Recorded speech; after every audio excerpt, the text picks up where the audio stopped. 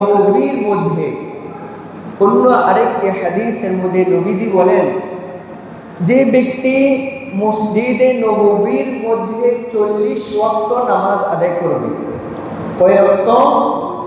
40 ওয়াক্ত যদি নামাজ আদায় করে, আর এই 40 ওয়াক্ত নামাজের মাঝখানে কোনো নামাজ যদি তার ছুটে না যায়, কোনো নামাজ যদি তার ছুটে না যায়, তাহলে আল্লাহ তাআলা তাকে জাহান্নামের আযাব থেকে রক্ষা করবে।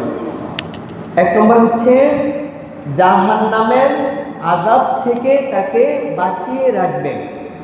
দ্বিতীয় নম্বর হচ্ছে কবরের আযাবকে মাফ করে দিবেন।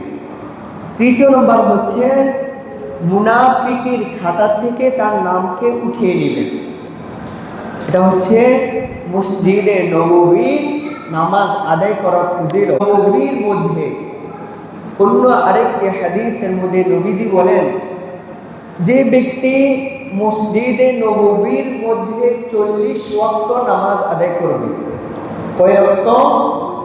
40 ওয়াক্ত যদি নামাজ আদায় করে, আর এই 40 ওয়াক্ত নামাজের মাঝখানে কোনো নামাজ যদি তার ছুটে না যায়, কোনো নামাজ যদি তার ছুটে না যায়, তাহলে আল্লাহ তাআলা তাকে জাহান্নামের আযাব থেকে রক্ষা করবে।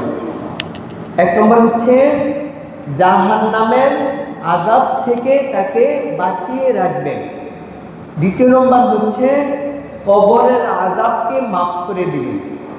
তৃতীয় নম্বর হচ্ছে মুনাফিকের খাতা থেকে তার নামকে উঠিয়ে নেবেন। এটা হচ্ছে মসজিদে নববীর নামাজ আদায় করা ফজিলত।